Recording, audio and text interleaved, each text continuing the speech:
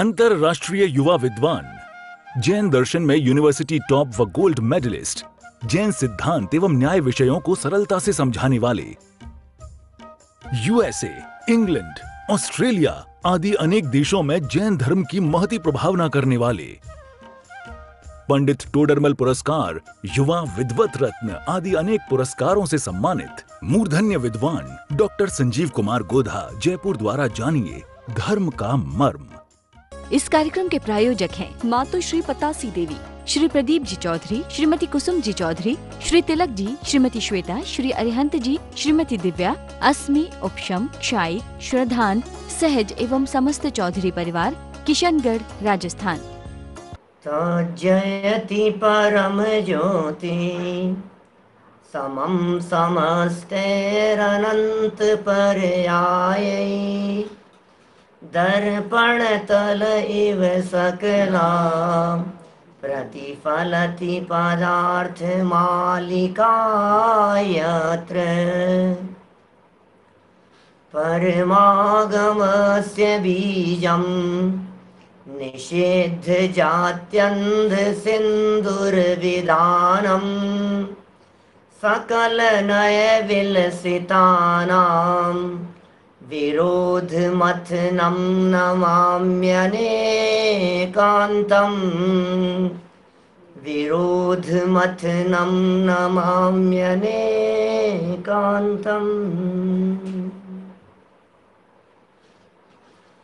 पुरुषार्थ सिद्धि उपाय नामक यह ग्रंथ है। आचार्य अमृतचंद्र स्वामी जीवन बदलने की बात कर रहे हैं। गृहस्थ दशा में हमारा जीवन बदल जाए, घर गृहस्थी में रहते हुए, परिवार में रहते हुए भी हमारी भाषा सुधर जाए, हमारी वाणी सुधर जाए। आप जानते हैं इस जगत में यदि कोई झगड़े का कारण है, कलह का यदि कोई कारण है, तो वो एकमात्र कारण है वाणी, सिर्फ वाणी। वचनों में ऐसी सामर्थ्य है कि वो दूसरों के साथ में जोड़ने का काम करते हैं, और यदि ये वचन दूसरों के साथ में जोड़ने का काम करते हैं तो हमारे यह वचन दूसरों के साथ में तोड़ने का भी काम कर सकते हैं।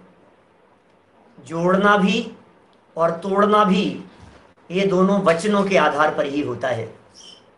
इसलिए वचन सम्हारे बोलिए, वचन के हाथ न पाँव, एक शब्द औषधि करे, एक शब्द करे घाव।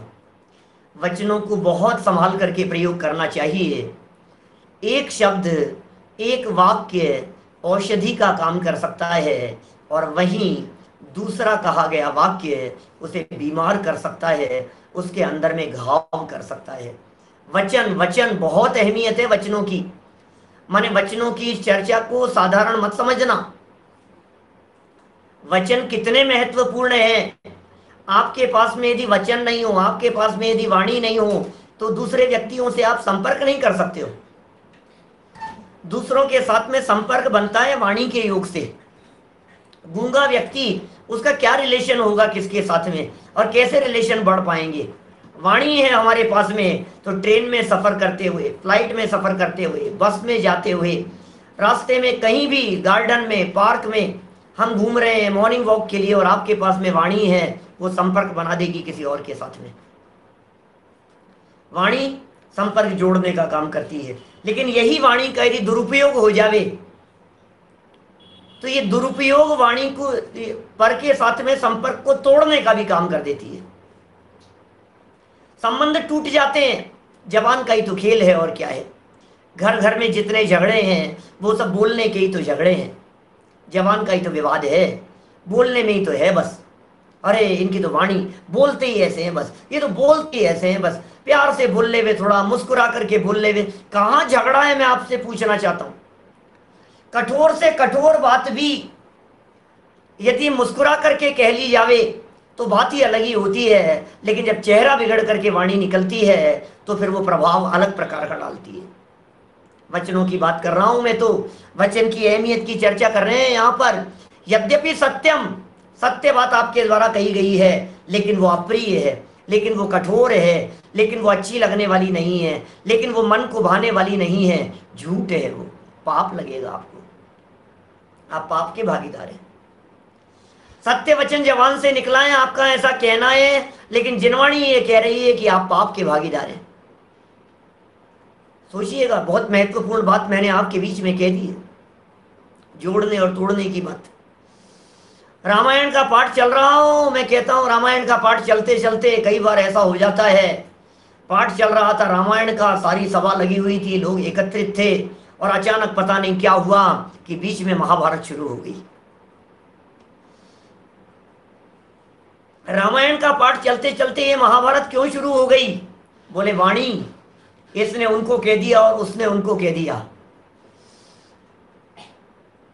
पूजन का आयोजन चल रहा है, स्वाध्याय चल रहा है, विधान चल रहा है, पूजन में आकर के बैठे हैं, थालियां लगी हुई हैं, इसने इसको छू लिया और उसने उसको छू लिया, इसने कुछ कह दिया, तुम्हें समझ में नहीं आती है क्या? ऐसा नहीं करते हैं, देख करके नहीं करते हो, ऐसा क्यों कर रहे हो? अब बस आपस में तू मैं चालू हो गई और पूजन पाठ तो एक तरफ रह गई और महाभारत शुरू हो गई। वाणी, उस वाणी की हम यहाँ आपके बीच में चर्चा कर रहे हैं, वचनों की अहमियत की बात कर रहे हैं। आपके घर में यदि मृदु वचन बोले जाएंगे, मधुर वचन यदि आपके घर में यदि निकलते हैं, आपके घर में सरस्वती का वास होगा, आपके घर में लक्ष्मी का वास होगा। जहां सरल सभ्य वचन होते हैं, जहां जिनवाणी रूप वचन होते हैं, जहां वस्तु स्वरूप के अनुरूप वचन होते हैं, जहां प्रिय वचन होते हैं, जहां कर्णों को अनुकूल लगने वाले वचन होते हैं, वहां सरस्वती निवास करती है, वहां देवियां निवास करती है, वहां सज्जन लोगों का निवास होता है। इसलिए सत्य वचन, सत्य के अवलंबन पूर्वक, सत स्वभाव के आश्रय पूर्वक, सत वस्तु की खबर पूर्वक, सत द्रव्य लक्षणम को साथ में लेकर के जो वचन आपके निकले, अरे वस्तु स्वरूप का अवलंबन लेने वाले व्यक्ति के वचन कैसे होंगे? उपगूहन नाम का जिसका अंग है, वात्सल्य जिसके जीवन में दिखाई देता है, करुणा जिसके जीवन में दिखाई दे रही है, मैत्री, प्रमोद, कारुण्य भावनाएं जिसके जीवन में होती है, किसके जीवन में होगी? जिसने सत का अवलंबन लिया है, जिसने सत स्वरूप वस्तु को जाना है, जिसने आत्मा को जाना है। अरे जो अपने आप को आत्मा स्वीकार करता है, जिसे जगत के जीव आत्मा दिखाई देते हैं, मैं आपसे पूछना चाहता हूं, अब वो किसी को आप शब्द कैसे कह सकता है? अब बुरे शब्द कैसे कह सकता है? क्योंकि कहने वाला मैं भगवान आत्मा और सुनने वाला भी ये भगवान बनने वाला जीव, ये अल्पकाल में भगवान बन सकता है। हो सकता है हमने इसके लिए अर्घ चढ़ाया हो कई बार। क्या बात कर रहे हो सब? इसके लिए अर्घ मैं चढ़ाऊंगा? पागल हूं मैं कोई? इसके लिए क्यों अर्घ चढ़ाऊंगा? सुनो भाई, जब आप सिद्ध चक्र विधान करते हैं और त्रिकालवर्ती सिद्धों को अर्घ समर्पित करते हैं, तो भविष्य के सिद्धों के रूप में देवी शामिल हो जाते हैं। जब सिद्ध चक्र विधान में वो कभी अर्घ आता है ना, और जब हम सिद्ध चक्र विधान कराते हैं, तो हम जरूर उस चंद की तरफ ध्यान आकर्षित करते हैं। अर्थ बतलाते समय हम पूछते हैं भरी सभा में, बोलो कभी अपने आप को अर्घ चढ़ाया है क्या? और लोग कहते हैं पंडित जी कैसी बात करते हो, अपने आप को कौन अर्घ चढ़ाएगा? अपने आप को भी कभी अर्घ चढ़ाया जाता है क्या? नहीं नहीं पंडित जी नहीं चढ़ाया।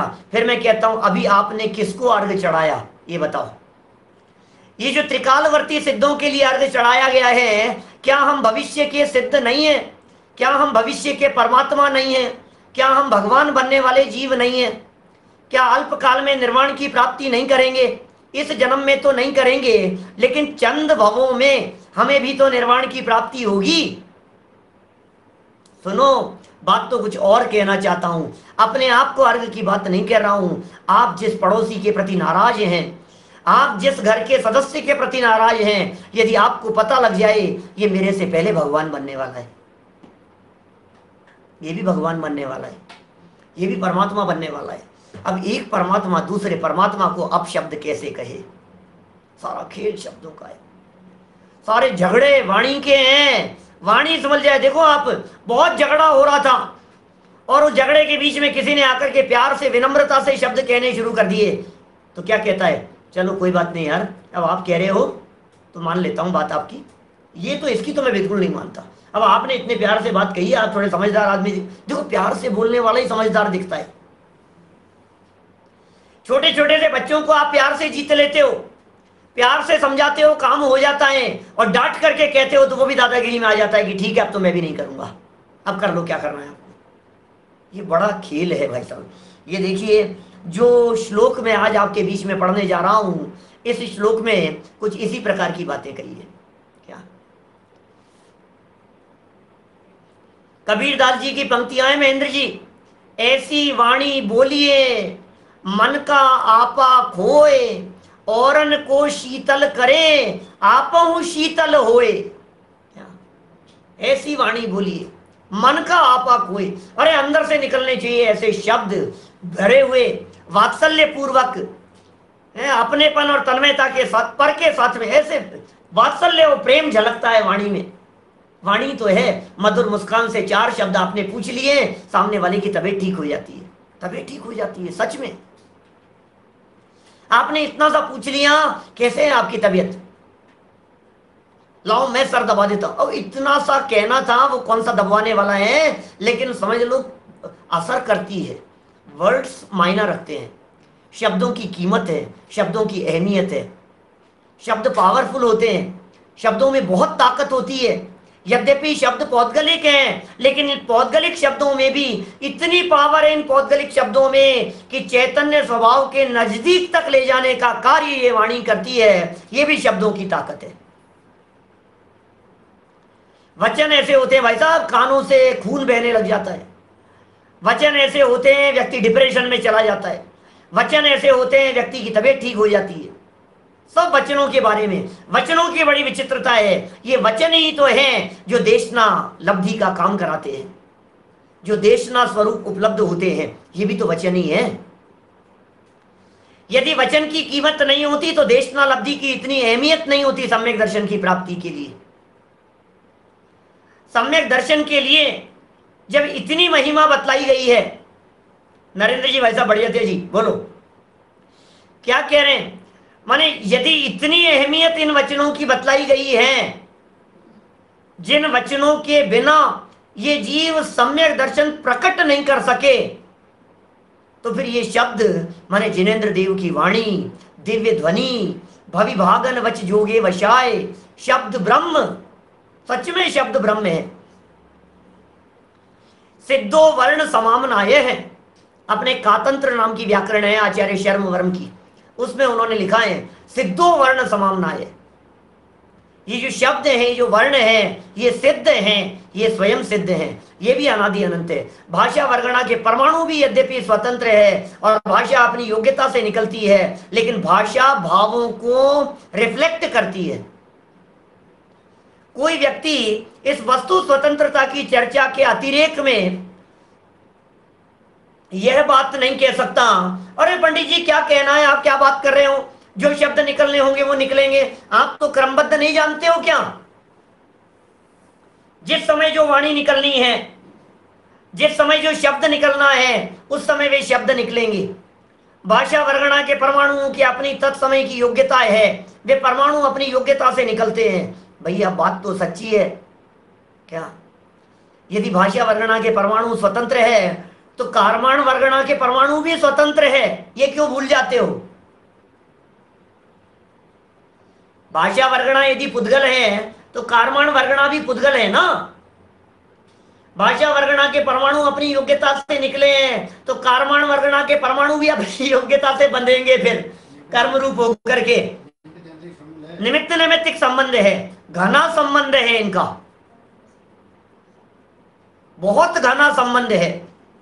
इसलिए भाषा वर्गणा के परमाणुओं की स्वाधीनता का हवाला देकर स्वच्छंद होने की जरूरत नहीं है, वचनों को संभाल करके प्रयोग करने की जरूरत है। ज्ञानियों के वचन कैसे होते हैं, मुख चंद्र ते अमृत झरे, ऐसे होते हैं ज्ञानियों के वचन। हमारी ये जो दुकान है ना, शरीर रूपी दुकान, आत्मा रूपी दुकान, ये जो दिखाई दे रही है, इस दुकान के अंदर, इस शरीर रूपी दुकान के अंदर माल कैसा है, आत्मा, भाव, परिणाम, चिंतन, सोच, ये किस प्रकार का है, ये तब पता लगता है जब इस दुकान का ये ताला खुलता है, जवान रूपी ताला खुलता है। जब जवान रूपी ताला खुलता है तो पता लगता है अंदर में माल क्या है।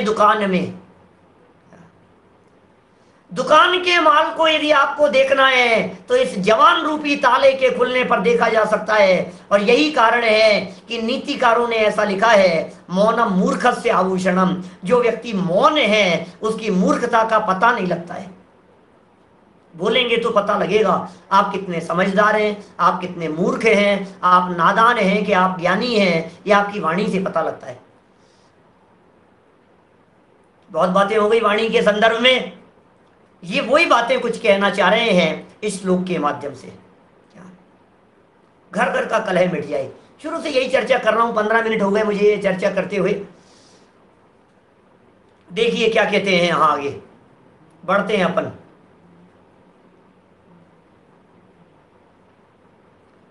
पेज नंबर है 123, 1 2 3, श्लोक नंबर है 98।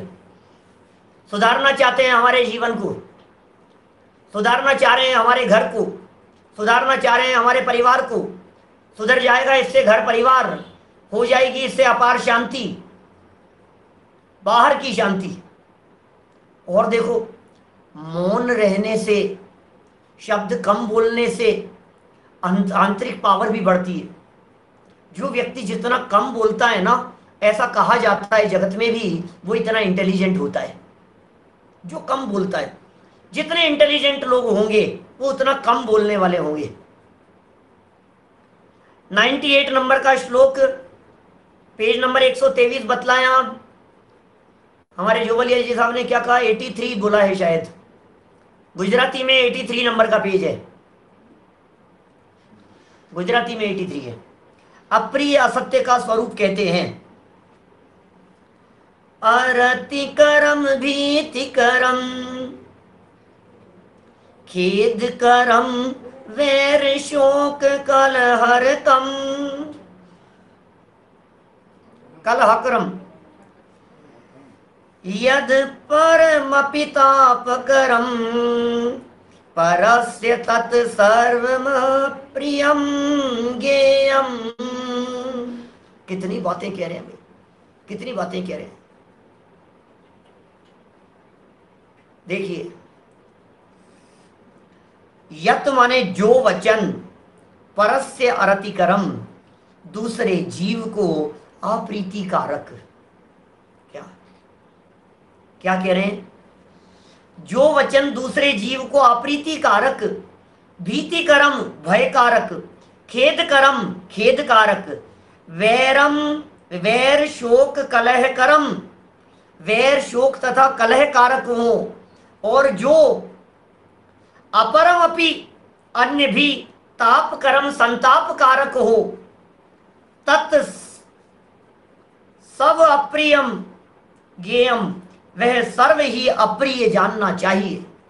क्या भैया, ज्यादा बोलेगा तो ऊट पटांग बातें बोले बिना नहीं रहेगा, इसलिए कम बोलना श्रेयस्कर है। ये सिद्धांत नहीं है ये कम बोलने वाले इंटेलिजेंट होंगे कि ज्यादा बोलने वाले इंटेलिजेंट होंगे कि क्या होगा, ये कोई सिद्धांत तो थोड़ी ना बतला रहे हैं। ये तो लोक व्यवहार की बात बतला रहे हैं, मोटी मोटी बात कह रहे हैं आपको। यदि ऐसा नहीं होता तो साधना के लिए हमारे जो मुनिराज हैं वो वचन गुप्ती के उपयोगिता क्यों बतलाते? बोलो नहीं, सोचो नहीं, अरे चेष्टा भी मत करो, उत्कृष्टतम यह ध्यान है, निज आत्मा में रत रहो। ये ध्यान है। क्या ये उत्कृष्ट ध्यान है? काय की चेष्टा। देखो ऐसे ध्यान किया जाता है, ध्यान करते हैं ना, ध्यान ध्यान कैसे करें? बहुत सारे लोग पूछते हैं, पंडित जी ध्यान कैसे किया जाए, ध्यान कैसे किया जाता है? ध्यान के लिए पहली शर्त है शरीर की स्थिरता। देह की स्थिरता के बिना ध्यान नहीं होता। शरीर स्थिर, शरीर ही चलता रहेगा तो तुम्हारा ध्यान कैसे एक जगह केंद्रित होगा? तो फिर क्या कह रहे हैं? शरीर का हिलना डुलना बंद करो। सेकंड नंबर, बोलना बंद करो। मुंह से बोलता रहेगा तो उपयोग स्थिर नहीं हो पाएगा।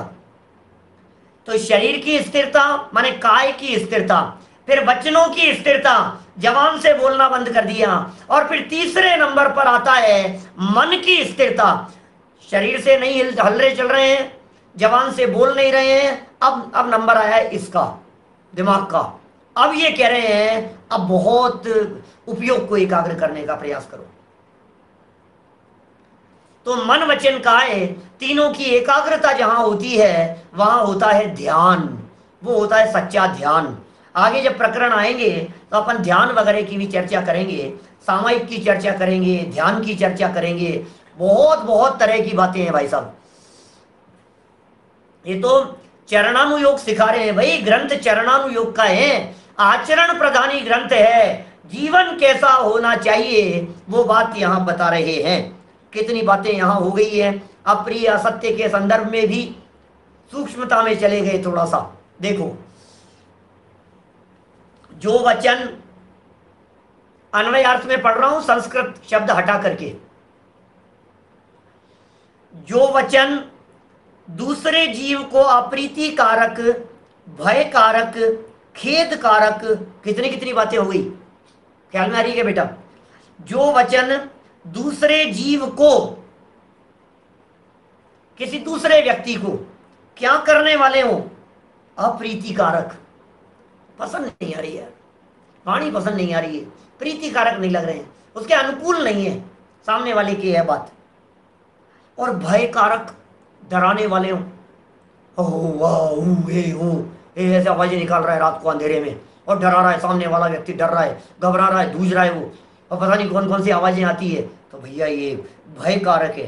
खेद कारक, ऐसे वचन मत कहो जो जबरन खेद उत्पन्न करने वाले हो। तो फिर साहब नहीं कहें कि इसमें क्या हो गया, आपको मालूम है रामचंद्र जी के मौत की खबर सुनकर लक्ष्मण की डेथ हो गई। मालूम है आपको लक्ष्मण कैसे मरा? क्या मर गया ना लक्ष्मण? माने लक्ष्मण के मरने के पीछे सिर्फ इतना सा कि तुम्हारे जो बंधु हैं, भाई हैं रामचंद्र जी, वे इस दुनिया में नहीं रहे, और इतना सा कहना था और झटका लगा। खतरनाक होते हैं भाई साहब ये अप्रिय और भय कारक, खेद कारक, दुख उत्पन्न करने वाले ऐसे जो शब्द बोले जाते हैं, ये शब्द इतने खतरनाक होते हैं, इन शब्दों को सुनकर के मानसिक संताप और व्यक्ति एकदम अपना आपा खो बैठता है, प्राण निकल गए। और सुनो, लक्ष्मण के शव को लेकर के रामचंद्र जी 6 महीने तक घूमते रहे और इस बात को स्वीकार करने के लिए तैयार नहीं थे, तैयार नहीं थे इस बात को स्वीकार करने के लिए कि लक्ष्मण मर गया। उसको नहला रहे हैं, उसके कपड़े बदल रहे हैं, उसको तैयार कर रहे हैं, उसके बाल बना रहे हैं, उसको साथ में लेकर के चल रहे हैं, मेरा भाई है, सो रहा है, सो रहा है, अभी मेरा भाई है। बर्दाश्त नहीं होती ये बात, ऐसी हालत हो जाती है। देवों ने ऐसी माने परीक्षा लेने के लिए, कैसी कैसी आपसी प्रेम को नापने के लिए देवों ने परीक्षा लेने के लिए कह दिया ऐसा, ऐसी घटना घट गई। ये यहां कहना चाह रहे हैं भाई साहब, बैर बढ़ाने वाले वचन मत कहो, ऐसे शब्द मत बोलो जो शब्द बैर बढ़ाने वाले हो, शोक बढ़ाने वाले शब्द मत बोलो जिन शब्दों से शोक बढ़ता हो। किसी के घर में किसी का स्वर्गवास हो गया हो, किसी जवान की मौत हो गई हो, बहू की, पुत्र की, पौत्र की, किसी की डेथ हो गई हो, तो बार बार में याद मत दिलाओ, उसे याद मत दिलाओ। ये जिनवाणी की चर्चाएं क्यों की जाती है, मुझे बतलाइए। उनके बीच में क्यों जिनवाणी की चर्चाएं करते हैं? एकमात्र हेतु है, परिणाम बदलेंगे, उपयोग बदलेगा। जितनी देर के लिए उपयोग जिनवाणी में लगेगा, तत्वज्ञान के साथ में जुड़ेगा, उतनी देर के लिए ही सही, लेकिन वो जो संकट का काल आ गया है उससे उपयोग हट जाएगा, बच जाएगा। इसलिए स्वाध्याय रखे जाते हैं, इसलिए दिन में स्वाध्याय, शाम को स्वाध्याय। आजकल विद्वानों को बुलाने की परंपरा बहुत अच्छी चल गई है, विद्वानों को बुलाते हैं, चर्चा करवाते हैं, पाठ रखते हैं, भक्तियां करते हैं, स्तुतियां बोलते हैं, भजनों का आयोजन रखते हैं, जिससे उपयोग लगा रहे, जिनवाणी के साथ में लगा रहे, वस्तु स्वरूप की बातें जुड़ी रही। देखिए बात क्या कहना चाह रहे हैं यहां,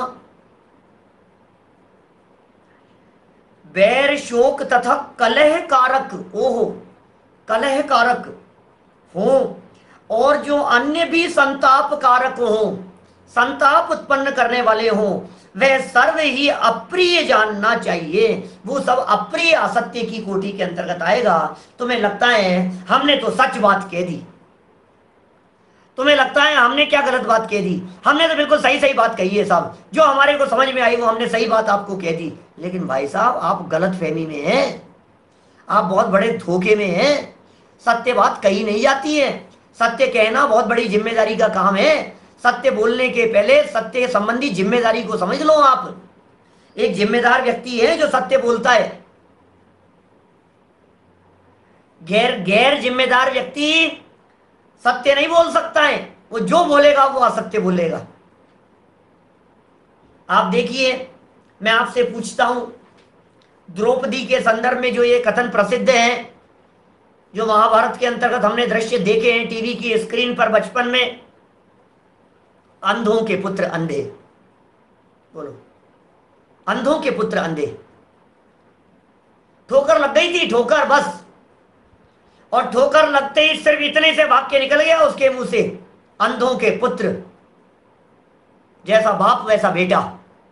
अब मैं आपसे पूछना चाहता हूं, क्या ये उचित थे वचन? सीता जैसी सती के लिए इस तरह के वचनों का प्रयोग करना क्या उचित था?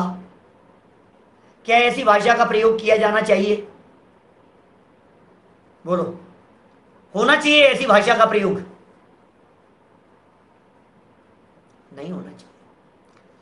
बात तो सच्ची है ना कि उसके पिता भी अंधे थे। अब अपने यहाँ जिनवाणी अलग तरह की बात है, लेकिन अब तो ये जो लोक में जो चल रही है, लोक कथा के अनुसार बात कर रहा हूं। धृतराष्ट्र के अंधेपन की जो चर्चा जगत में मिलती है, और ये कहा जाता है कि भाई ये जो अंधों के बच्चे अंधे, तो ये बात तो लौकिक दृष्टि से तो सच्ची कही थी उन्होंने, लेकिन योग्य नहीं है, अयोग्य बात है। ये नैतिकता नहीं है, ये शिष्टाचार नहीं है, ये सदाचार नहीं है। दुखती रग के ऊपर हाथ रख देना ये ठीक नहीं है। जिस बात को सुनकर के सामने वाला पीड़ित होता हो, वो बात सज्जन व्यक्तियों की जबान से नहीं कही जाती है।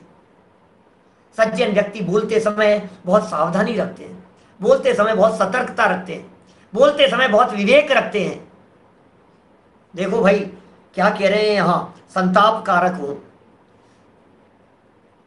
वह सर्व ही अप्रिय जानना चाहिए।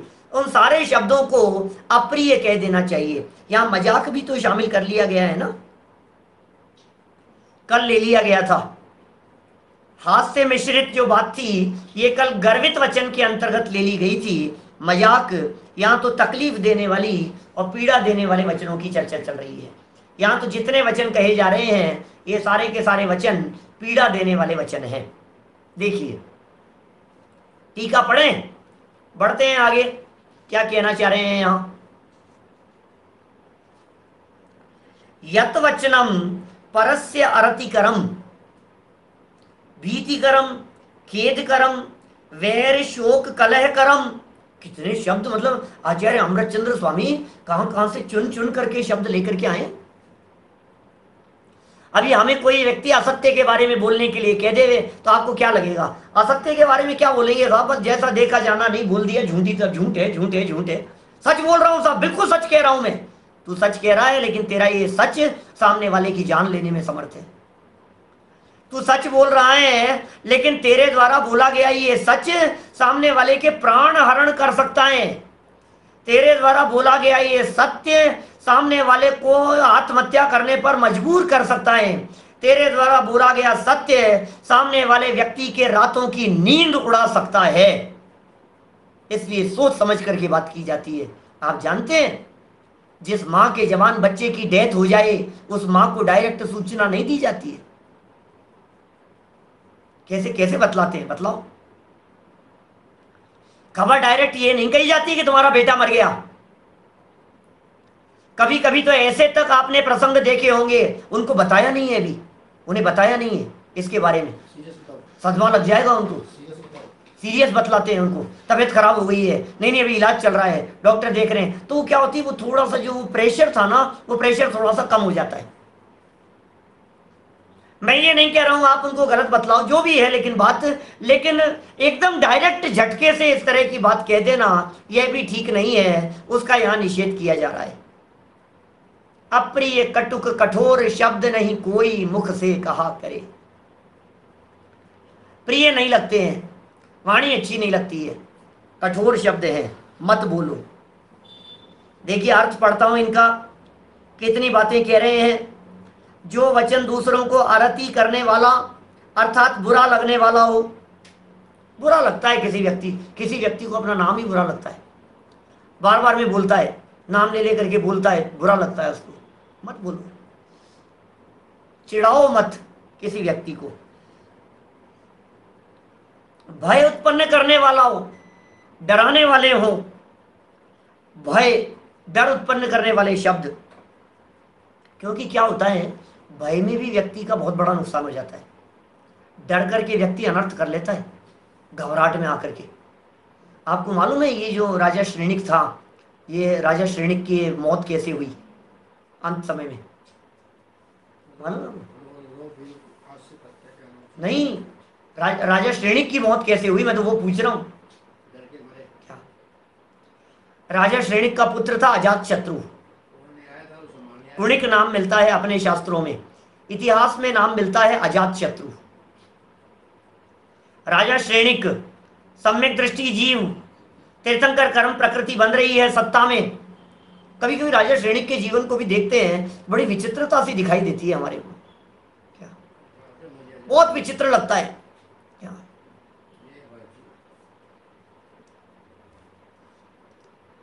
समझ में आ रही है बात?